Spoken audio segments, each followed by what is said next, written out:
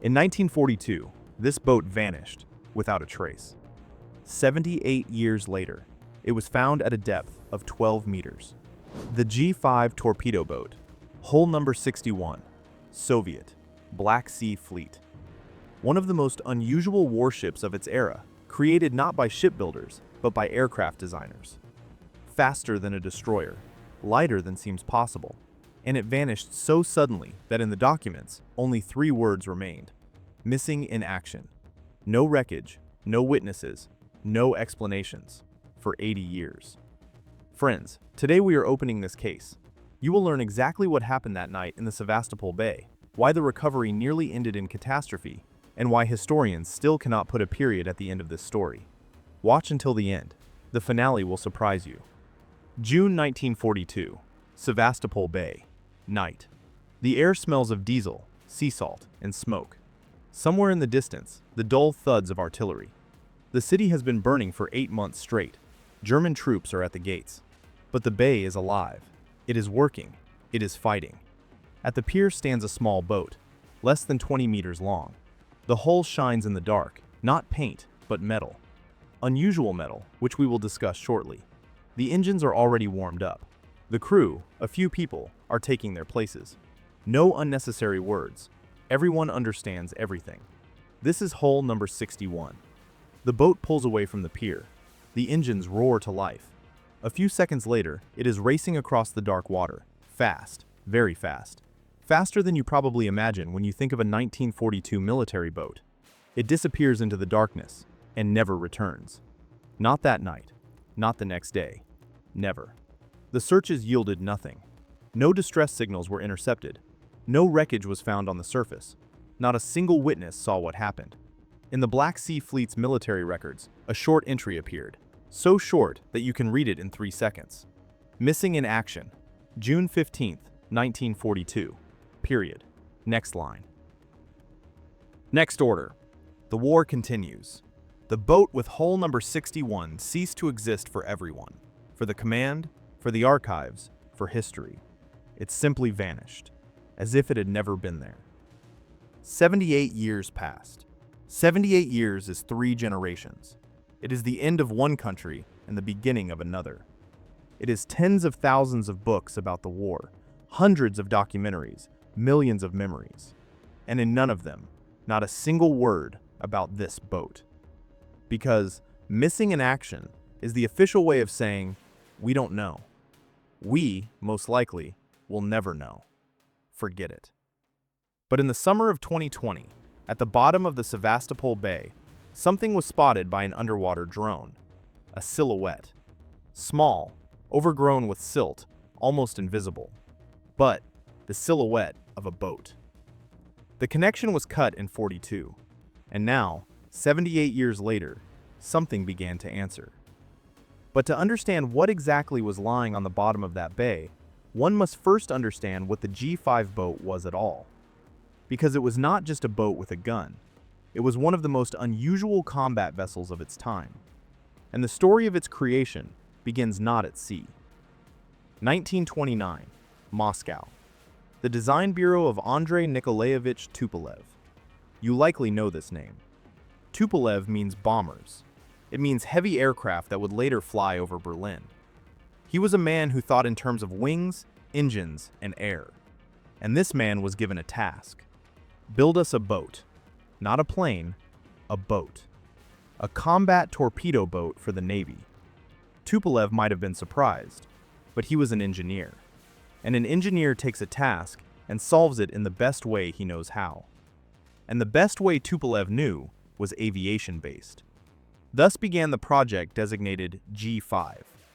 The first thing that catches your eye when looking at the blueprints of this boat is the hull. It is made of duralumin. If you have ever held the skin of an old aircraft, you understand what I mean. Lightweight, almost weightless-looking metal. Shiny, resilient. It was used in aviation because it allowed for structures to be light without losing strength. At sea, it was almost never used.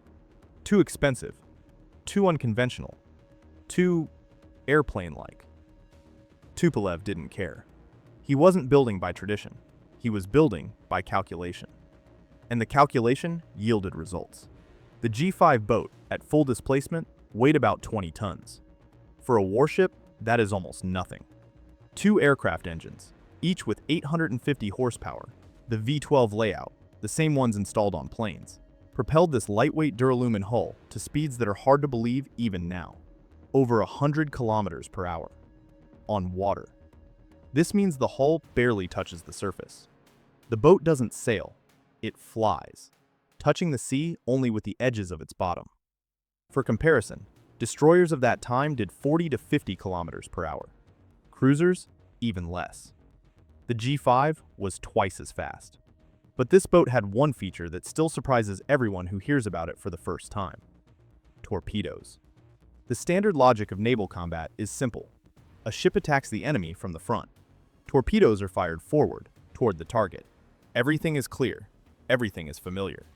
On the G-5, the torpedoes were placed differently. They fired backward, through the stern. It sounds strange, but the reason is absolutely rock solid. A World War II torpedo traveled at about 50 to 60 kilometers per hour. The G-5 boat accelerated to over 100. If the torpedo were launched forward at full speed, the boat could overtake its own weapon. And then the question of who would sink whom became very uncomfortable. The solution was elegant. Turn the stern toward the target, drop the torpedo backward, and race away at full speed. The torpedo follows its course.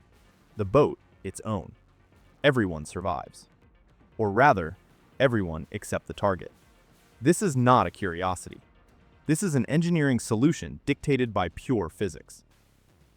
The boat's crew was small, from 4 to 6 people, depending on the task. Commander, helmsman, mechanic, torpedo operators. No extra team, no cabins, no comfort. An open bridge, spray in the face, the roar of the engines, and complete dependence on each other. The weaponry, besides the torpedoes, included machine guns. Small, but sufficient for self-defense. Some boats carried mines. Tasks could vary. Attacks, mine-laying, reconnaissance, landings, evacuations. The G-5 was built serially from 1933. By the start of the war, more than 300 units had been built. The Black Sea Fleet received its share. And this is where the part of history that is rarely written about in textbooks begins. Because it is one thing to have brilliant performance during tests in peacetime, and something entirely different in Sevastopol. Summer of 1942, when the sky over the bay belonged to no one, and the sea was a minefield with waves on top. In these conditions, speed was not an advantage. It was the only chance to survive. Look at the map of the Black Sea. Small, almost landlocked. To the north, Crimea. To the west, Romania and Bulgaria, which by 1942 were already fighting on Germany's side. To the east, the Caucasian coast. The exit to the Mediterranean is through the narrow Bosphorus, which neutral Turkey controlled. The Black Sea Fleet was trapped, like in a jar with the lid closed. And in this jar, one of the most grueling naval campaigns of the entire Second World War was unfolding. Sevastopol held out from October 1941, 8 months. German troops under the command of Colonel General Erich von Manstein launched assault after assault, and time after time were pushed back. The city would not surrender. But the city was dying. Ammunition was running out. Food was running out. Medicine was running out. Reinforcements couldn't make it. The land route had been cut off from the first weeks of the siege. The Germans had blocked all roads through Crimea back in 41. Only the sea remained. Only the sea. Only at night. And only those vessels that could get through quickly. Because the German Air Force operated non-stop, and the coastline was under constant artillery fire. That is where the G-5 type boats appeared. Imagine this operation. Darkness. The boat is loaded with crates of shells, literally to the deck, as much as the draft allows. A crew of 5. Engines start quietly, at low RPMs, to avoid attracting attention too early. Exiting the bay, and then, full throttle. The boat disappears into the night, at a speed that no aircraft expects from a naval vessel. Searchlights sweep the water. Anti-aircraft guns fire blindly. Sometimes, they hit. More often, they don't. An hour later, the pier in Sevastopol, fast unloading, loading the wounded, those who cannot wait, those who must be evacuated now, this night, or they won't survive. They loaded as many people onto the small boat as could physically fit. And again, full throttle, back, through the same fire. One trip, one night. Sometimes they managed 2 trips in one night. Think about this number. 5 crew members, 1 small boat, and in one night, ammunition for the city's defenders there, living people back, in the dark, under fire, at top speed. This is not a feat from a textbook. This was work. Nightly, deadly, exhausting work that had to be done again tomorrow, and the day after, and a week later, as long as the city holds. The G-5 boats perform other tasks as well. They laid mines in the paths of German convoys along the Crimean coast. They landed small reconnaissance groups on enemy-occupied shores. One boat, during a search operation, managed to pull 7 pilots from the water whose plane had been shot down. Another towed a damaged seaplane that couldn't take off on its own. Small boats did what large ships couldn't. Large ships were too noticeable, too slow, too valuable to risk every night. The G-5 was the war's consumable, in the most bitter sense of the word. By the summer of 1942, losses among the Black Sea Fleet's torpedo boats were very high. Some were sunk by aircraft, some hit mines, some simply vanished, as everything does in war, leaving no note, no wreckage, no explanations. In these conditions, every boat in the fleet operated, including hull number 61. And on June 15, 1942, it set out to sea for the last time. There are things that archives state clearly, and there are things that archives remain silent about. Intentionally or not, it's impossible to tell anymore. The war wrote off much. The war was in a hurry. The war didn't have time to write everything down. It only had time to fight. Therefore, let's start with what is known for sure. June 15, 1942, the G-5 torpedo boat with hull number 61 sets out to sea from the Quarantine Bay area. The Quarantine Bay is the western part of the Sevastopol coast. In 1942, it was one of the main operational points for the Black Sea Fleet's torpedo boats. This is where they left on raids, and returned to, those who returned. The boat's mission that day is unknown.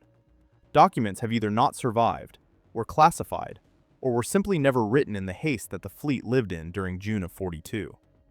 This in itself speaks volumes. When the headquarters doesn't have time to record orders, it means things are going very badly. And things were going very badly. It was in those days, in the middle of June 42, that German troops began their third, final assault on Sevastopol. The artillery was working non-stop. The Air Force appeared over the bay in waves, dozens of planes per raid. The German air fleet by that time effectively controlled the sky over Crimea. For the boats, this meant one thing. Every trip to sea is a lottery. Boat number 61 went out. Contact with it was lost. When exactly is unknown. Where exactly is unknown. What happened when the connection was lost is unknown. Searches were conducted. The result was 0. No wreckage was found on the water's surface. No traces of fuel. And a duralumin hull, when destroyed, should have left something on the surface. No bodies, no equipment. Nothing. Stop for a second and think about what this means. A boat with a displacement of 20 tons, 2 huge aircraft engines, fuel reserves, torpedoes, 5 crew members. All of this vanished without leaving any traces that could be found from the surface. Either the boat sank very quickly, or, in the conditions of the battle and the chaos of the June assaults, there was simply no one and no time to search thoroughly. Or, and this is also a theory, they looked in the wrong place. In the fleet's documents, an entry appeared, short, bureaucratic, such as there are thousands of in military archives. Missing in action. For the fleet, this is a closed page. For the 5 crew members, this is everything. For their families, This is a notification that provides neither an answer nor even certainty. Missing in action is not death. It is not captivity. It is a void. It is a wait that never ends because no one told you for sure. He is no longer here. How many such families waited after the war? A year, 2, 5 years, knowing nothing. This is a separate tragedy that is rarely talked about. For 78 years, this record remained the final word on this boat. But disappearance has its own logic. And the historians who worked on this case had several theories about exactly what happened on June 15, 1942, in the waters off Quarantine Bay. 3 theories, each with its own arguments, and each with its own weak points. When historians take on a case of a missing ship, the first thing they do is build theories. Not because they like to fantasize, but because a theory is a way to ask the right questions. And sometimes, the right question is more important than the ready-made answer. There are 3 main theories for the disappearance of boat number 61. Let's analyze each one. Theory 1. Air raid. The middle of June 1942 was the peak of German air activity over Sevastopol. The 8th Air Corps of the Luftwaffe operated practically without breaks. Just in the first 2 weeks of June, the German Air Force flew several thousand sorties over the Sevastopol area. This is not an exaggeration. These are figures from German operational reports. A boat on open water is a small but noticeable target, especially during the day, especially if it is moving at high speed and leaving a well-defined wake behind it. According to this theory, the boat took a direct hit from an aerial bomb or was damaged by shrapnel from a near miss. It lost control. It sank quickly, too quickly for the crew to signal for help or abandon the vessel. The arguments for this theory are strong. The Air Force at that time sank Soviet ships regularly. A duralumin hull, when hit by an aerial bomb, would disintegrate quickly and severely. The lack of a distress signal also fits. With a direct hit, there is simply no time for radio communication. But there is one detail that complicates this theory. When destroyed by an aerial bomb, the hull usually leaves wreckage on the surface. Duralumin is lighter than water. It should have floated, at least partially. It should have been found. But nothing was found. This doesn't disprove the theory, but it makes one think. Theory 2. Collision. June 1942 in Sevastopol Bay was chaos. Dozens of vessels of different classes were moving in conditions of partial blackout, smoke screens, and constant raids. Visibility at night was minimal. Radio communications were overloaded. There were effectively no uniform rules for maneuvering in combat conditions. Every captain acted according to the situation. In such conditions, collisions were not rare. They happened. They were documented when both vessels survived. When one of them went to the bottom, there was no one to document it. A small duralumin boat, in a collision with a vessel of significantly larger displacement, had no chance. Impact, and the hull is crushed. A few seconds, and the boat is underwater. The crew has no time to do anything. This theory received unexpected support in our time.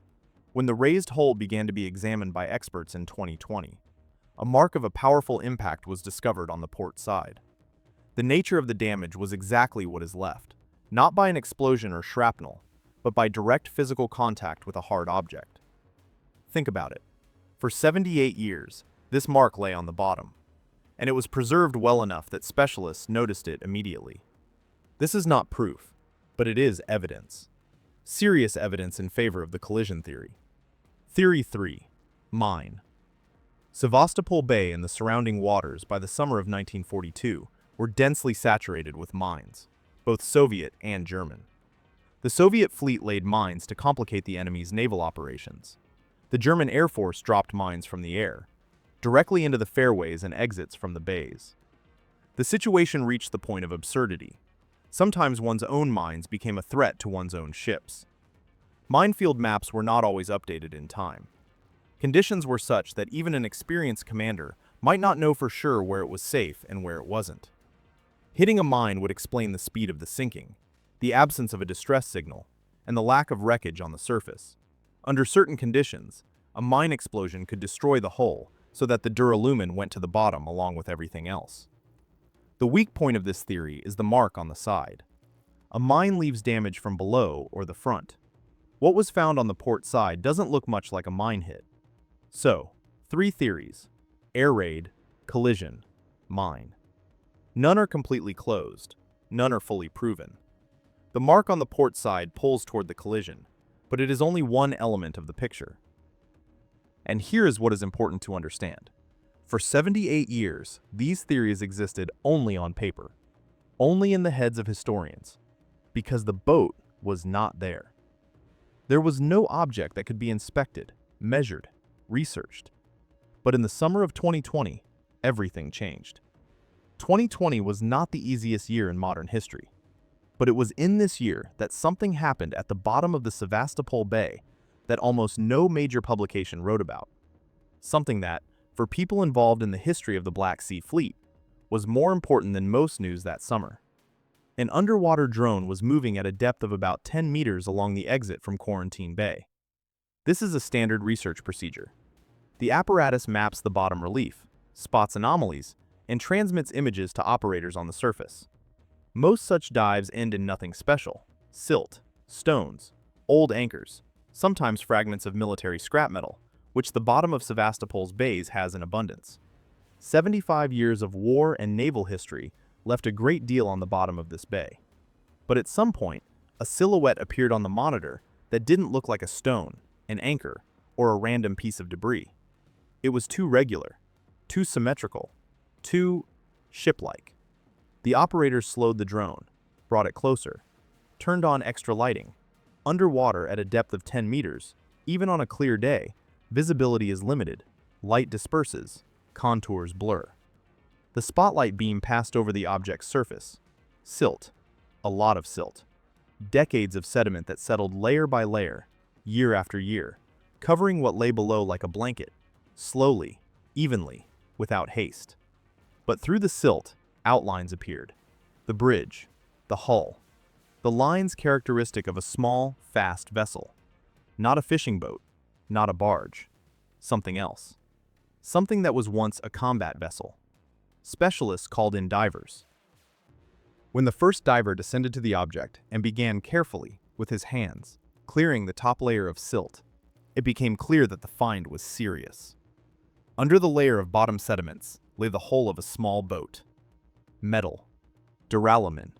This was immediately evident from the characteristic color and texture of the surface, which cannot be confused with steel. Duralumin. At the bottom of Sevastopol Bay. This in itself was already a hint, because duralumin hulls in the Soviet military fleet were used very limitedly. In fact, only on G-5 boats and a few related projects. Specialists began to check against archival data, and here, what historians sometimes call by the beautiful word coincidence occurred, though in reality it is simply the work of archives and the work of memory finally meeting. The location of the boat's discovery: exit from Quarantine Bay. Depth: 11 to 12 meters. According to the Black Sea Fleet's archival documents, it was in this very area in June 1942 that the G-5 torpedo boat with hull number 61 was lost. The area matched. The depth matched. The hull type matched. The approximate period matched. 4 matches at once is no longer a coincidence. It is an address. Of course, the specialists were not in a hurry to draw conclusions. Hurrying to draw conclusions in such cases means risking a mistake that is very difficult to fix later. In the waters off Sevastopol over the years of the war, many ships were lost. Theoretically, this could be another boat, another crew, another story. But the theory that lying on the bottom was specifically number 61 was too convincing to discard. The boat had to be raised to the surface. And here, a completely different operation began. Because raising a ship from the bottom that has lain there for almost 8 decades is not the same as raising an anchor or dragging an old boat onto the shore. This is delicate, tense, unpredictable work, where every wrong move can destroy what war and time have miraculously preserved. Before raising it, one must understand what exactly one is raising. This is the first rule of any underwater rescue operation. especially when the object has lain on the bottom for almost 80 years. Because on the outside, the hull might look whole, but inside, the metal is holding together by a thread. One wrong strain, and what seemed preserved falls apart right in your hands. Divers worked methodically. First, a full inspection. Every centimeter of the hull that can be reached. Photo and video documentation from all sides. Measurements. Assessment of the metal's condition at various points. Then, the silt pump. This is a device that works roughly like an industrial vacuum cleaner, only underwater. It sucks up silt and bottom sediments, removing them from the hull layer by layer. The work is slow, painstaking. You can't hurry. A flow that is too strong can damage what you want to preserve. You can't stop either. Silt gradually returns as soon as you stop the work. Layer by layer, hour by hour. And gradually, the boat began to emerge from the bottom sediments. Not just a silhouette, like on the drone screen. A real boat.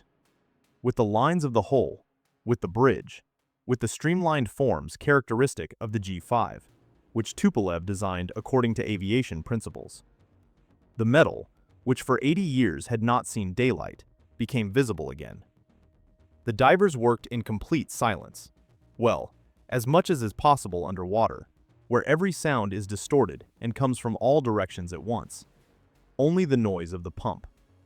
Only the bubbles of air rising up, and the gradually emerging outlines of the combat boat that had gone on its final dive in June '42. When the hull was sufficiently cleared, they began to place the slings. Slings are wide, durable straps that are guided under the hull and form a kind of cradle. Then, lifting equipment on the surface is attached to them. Sounds simple. In practice, guiding a sling under the hull of a vessel that lies on the bottom and is partially sunk into the sediment is a complex, separate task requiring precision and patience. Everything is ready. Command to lift. On the surface, a crane. Below, divers who monitor the slings and the condition of the hull in real time. Communication between them is constant. Every move is coordinated. The tension of the cables increases. Slowly, very slowly, the hull begins to break away from the bottom. For 80 years it lay there. For 80 years the silt held it, embraced it, penetrated every crack in every compartment. And now, it was letting go. With resistance, with the sucking sound of bottom sediments, with a cloud of turbidity that instantly covered everything around, the divers lost all visibility. A few seconds, only murky water and the feeling that somewhere nearby in the dark, a multi-ton metal hull is moving. This is one of the most dangerous moments of any lift. Then the turbidity began to settle. And from the bottom up, on the cables, the boat was slowly moving. It was rising. After 80 years on the bottom, it was rising. And here's what happened that no one wanted, but everyone was mentally prepared for. The stern. The metal, weakened by decades in salty seawater, did not withstand the load at the moment of the lift. The stern part of the hull, which was already in worse condition than the bow and the middle, disintegrated. Not gradually, not slowly, suddenly. With a characteristic sound that the divers will remember for a long time. The stern went down. Back to the bottom, to where it had just been lifted from. Only the bow and middle part of the hull went to the surface. The main part, but not everything. For the specialists, this was a moment of bitter duality. On one hand, the boat is raised. What seemed impossible just a few years ago happened. On the other, a piece of history. Part of the evidence base. Part of the boat itself is lying on the bottom again. The stern, with its damage, with its details that could have told even more, is gone. But what they managed to hold on to was already rising to the surface. And when the hull finally appeared above the water, the first thing the specialists did was start dousing it with fresh water. Abundantly, continuously. Because duralumin that has spent 80 years in salty water is literally saturated with salt. And as soon as this metal hits the air, a reaction begins. The salt reacts with oxygen. The metal begins to deteriorate. Fast, aggressively, irreversibly. Fresh water is not for cleaning. This is resuscitation. The boat stayed on the surface, damaged, incomplete, but raised. And inside, another surprise awaited.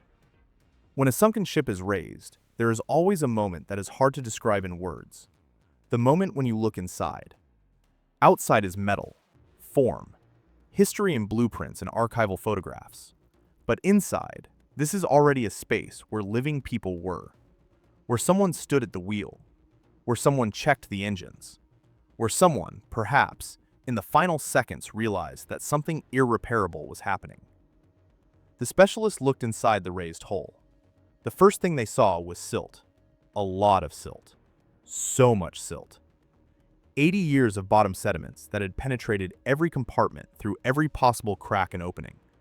Silt filled the interior space almost completely. Dense, compacted, dark. It smelled of the sea and time simultaneously. If you have ever been on an old pier after the tide, you know this smell. Under the silt, fragments of the structure. Fragments of internal equipment. What 80 years ago constituted the crew's working space. But something was missing inside. Weaponry. No machine guns, no torpedo tubes, nor any traces of combat equipment. The G-5 boat carried machine gun installations, usually heavy caliber, on turret mounts. These mounts should have remained, even if the weapons themselves were damaged or washed away. But they weren't there either. This observation immediately posed an uncomfortable question. Where did the weaponry go? There are two theories here. First, the weaponry was removed before the boat was lost. This happened. In conditions of acute shortages of everything, the fleet sometimes removed equipment from some ships to keep others in service. Especially in June 42, when Sevastopol was living its last weeks of defense, and the count was literally on cartridges. But there is a second theory, and it is significantly more unpleasant. So-called black divers. This is an unofficial name for people who engage in unauthorized underwater search on military and historical sites. Their motives vary. Some look for metal that can be sold. Some hunt for historical objects that can be sold to collectors. Some simply explore out of curiosity, without thinking about the consequences. The problem is that sunken military ships, especially Soviet ones, especially from the Great Patriotic War, are not just historical objects. These are mass graves. The remains of the crew may be there. There may be ammunition that has not become safer over the decades. There are things there that belong to history, not to private collections. Sevastopol Bay, in this sense, is a special place. Too many things lie on the bottom, too close to the shore, too accessible for those who have scuba gear and no particular moral constraints. Was the machine gun mount from boat number 61 removed before it sank, or after, by someone's hands, already in peacetime? No one knows this for sure. But here's what truly amazed the specialists, and this is no longer bitterness, but genuine surprise. The condition of the duralumin hull. Duralumin in salt water is a problem. This is a well-known fact in shipbuilding and restoration. Salt water triggers electrochemical processes that destroy this alloy quite quickly, by metal standards. Theoretically, after 80 years in seawater, a duralumin hull should have suffered very severely. But the hull held up. Not perfectly, of course not. The metal was weakened. The stern part did not withstand the load during the lift. But the main part of the hull retained its shape, retained its structure. It was recognizable, researchable, informative. Specialists assume that the silt played the decisive role. A thick layer of bottom sediments, which covered the boat, effectively isolated the metal from direct contact with seawater. It created something like a cocoon, not perfect, but sufficient to slow the deterioration significantly. The war could not hide this boat forever, and neither could the sea. 80 years on the bottom, and the hull can still be studied. Questions can still be asked. Answers can still be sought. One of which remained the main one from the very beginning. From the moment the underwater drone first spotted the silhouette on the bottom. Is it even him? The very same boat with hull number 61, or something else? In detective stories, it is customary to reveal the mystery at the end. The viewer expects this. The reader expects this. We are all used to the fact that in the finale, someone comes forward and says, "Here is the answer. Here is the name. Here is what really happened. But history does not always work by these rules. Sometimes history says, here is everything we have. Here are the boundaries of what we can know for sure. And an honest answer is more important than a pretty one here. Therefore, let's analyze what we have. Arguments in favor of the fact that the found boat is number 61. First argument, location. The boat was discovered at the exit from Quarantine Bay. It is this area that is indicated in the Black Sea Fleet's archival documents as the location of the last departure of the G-5 torpedo boat with hull number 61 in June 1942. Not approximately this area, exactly this one. This is a strong argument. Coordinates are not taken from thin air. Second argument, hull type, duralumin. As mentioned, duralumin hulls in the Soviet military fleet were used extremely limitedly. In fact, this is almost an exclusive feature of G-5 boats and their close projects. Finding a duralumin wartime boat on the bottom of Sevastopol Bay is already a very weighty indication of a specific type of vessel. Third argument, depth, 11 to 12 meters. This is shallow water. This means that the boat did not go far from the shore at the time of its loss. This is consistent with the theory that it was lost in the bay area, not in the open sea. Fourth argument, nature of the damage. The impact mark on the port side is consistent with the theory of sudden loss without the possibility of signaling for help, which, in turn, is consistent with archival data on the circumstances of the disappearance of boat number 61. Four arguments, each individually circumstantial. Altogether is a very convincing picture. But now, arguments against, or rather, arguments in favor of caution. The main one is simple. The hull number was not found. On G-5 boats, the number was painted on the hull. If it had been possible to find a readable fragment with the numbers, the question would have been closed immediately. But 80 years in seawater, a layer of silt, partial destruction of the hull, all this made direct visual identification impossible. No number, no 100% certainty. The second argument in favor of caution, fleet losses in this area. The Black Sea Fleet lost quite a few ships of various types in the waters off Sevastopol over the years of the war. Theoretically, other boats could have lain in this area. Perhaps not of the G-5 type, but excluding this completely is impossible without additional research. And here arises the question that historians ask aloud, but which is not customary to formulate too loudly. If it is not number 61, then who? Because if in this specific place, at this specific depth, lies a duralumin wartime boat, and it is not number 61, it means we found another lost boat that the archives are silent about, which in itself would be no less important a discovery. Or, and this is the most honest option, we found number 61, but we cannot yet prove it with the degree of precision that historical science requires. The specialists who worked with the boat after the lift were not in a hurry to make official statements. This is the professional honesty that should be respected. It would have been easy to announce, found, confirmed, period. That would have provided a beautiful headline. But it would have been inaccurate. Instead, continued work. Analysis of the metal. Study of structural details. Comparison with surviving blueprints of the build series. Work with archives in search of additional data on the boat's last departure. Perhaps the answer will be found. Perhaps some detail, a marking on internal equipment, a structural element characteristic only of a certain production batch, will provide that final confirmation. But for now, 4 matches, 1 open question, and a hull that is no longer lying on the bottom, but on the surface, where it can be studied, where it exists for history again. This, perhaps, is already enough, because this boat, with or without a finally confirmed number, is not just metal. This is not just a find. This is a witness. A mute but very convincing witness to what happened in the waters off Sevastopol in June 1942. Friends, thank you for your attention. See you in the next video.